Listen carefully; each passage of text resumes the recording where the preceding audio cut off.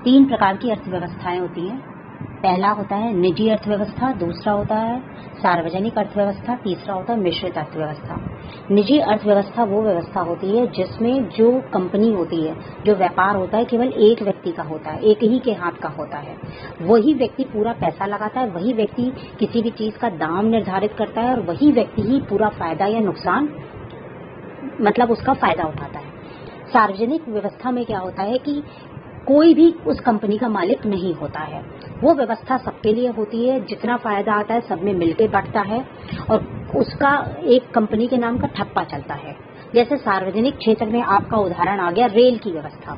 Rail department जो ट्रेनें चलती हैं वो किसी की नहीं है, वो सार्वजनिक उपक्रम है। निजी क्षेत्र में मान लीजिए आ गया रिलायंस की कंपनी, जैसे उसके मुकेश अंबानी मालिक हैं, जो भी फायदा नुकसान होगा वो मुकेश अंबानी का है, वही किसी चीज का दाम निर्धारित करेंगे। इसके बाद आता है मिश्रित अर्थव्यवस्था, वैसी अर्थव्यवस्था जिसमें निजी क्षेत्र भी हो और जिसमें सार्वजनिक क्षेत्र भी हो।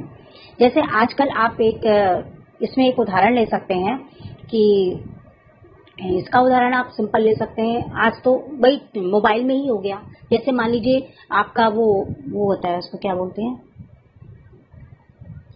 कौन सी, बीएसएनएल सार्वजनिक आपका मोबाइल कंपनी है और रिलायंस आपका प्राइवेट है। तो उस मोबाइल कंपनी में दोनों कंपनियां अपना अपना काम कर रही हैं।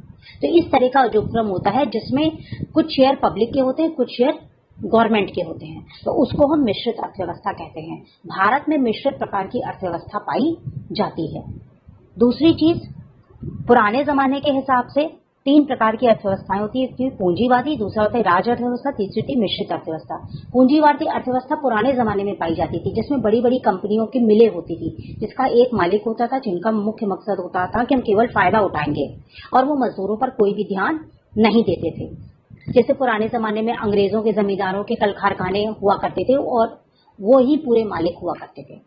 और राज अर्थव्यवस्था जब राजा मालिक हुआ करता था, जब कोई पूंजी वहां पर मालिक नहीं होता था। आज भारत में मिश्रित अर्थव्यवस्था है कि सरकार भी कोई उद्योग शुरू कर सकती है और जनता भी खुद भी अपना कोई उद्योग शुरू कर सकती है। इसके अलावा एडम स्मिथ को अर्थव्यवस्था का जनक माना जाता है। जैसे कोई भी ब्रांच चलती है, कोई भी चीज का अध्ययन करते हैं, तो उसमें हम कहते हैं, जैसे हम लोग अगर केमिस्ट्री पढ़ते हैं तो कहते हैं जॉन डाल्टन उसके जनक थे। तो इसी तरीके से अर्थव्यवस्था पढ़ते हैं तो इसके जनक जो है वो एडम स्मिथ है। उनकी किताब का नाम है द वेल्थ ऑफ नेशंस। इसके अलावा मिश्रित अर्थव्यवस्था जो कि भारत में लागू होती है, इसके जो जनक हैं वो हैं जॉन मेनार्ड कीन्स। इसके अलावा तीन प्रकार के क्षेत्र होते हैं बिजनेस के हिसाब से, प्राथमिक क्षेत्र, द्वितीयक क्षेत्र और तृतीयक क्षेत्र। प्राथमिक क्षेत्र में वो सारे उपक्रम आते हैं जो कृषि से जुड़े हों, डायरेक्ट प्रकृति से जुड़े हों। जैसे आपके लकड़ी के उद्योग, आपने फसल बोई, आपने लकड़ी उगाई और उसकी टेबल फर्नीचर्स बनाए, खेती करी, तो ये आपका प्राथमिक क्षेत्र का उपक्रम हो गया। सार्वजनिक क्षेत्र का उपक्रम, वो द्वितीय क्षेत्र का उपक्रम क्या होता है कि जैसे ऐसा सामान बनना जिससे कि दूसरे सामान बनाए जाएं।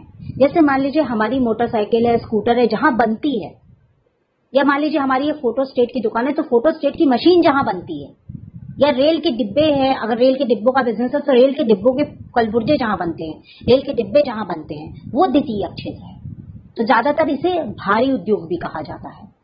और तृतीय क्षेत्र वो होता है जहां पे कोई सामान बेचा खरीदा नहीं जाता, केवल सर्विसेज दी जाती हैं। जैसे आपका शिक्षा का क्षेत्र हो गया, डॉक्टर का क्षेत्र हो गया, बैंकिंग का क्षेत्र हो गया, ये आपका तृतीय क्षेत्र है। तो इस प्रकार से जो अर्थव्यवस्था होती है इनको प्राथमिक क्षेत्र, द्वितीय क्षेत्र और तृतीय क्षेत्र में बांटा गया है। तृतीय क्षेत्र को सेवा क्षेत्र भी कहा जाता है।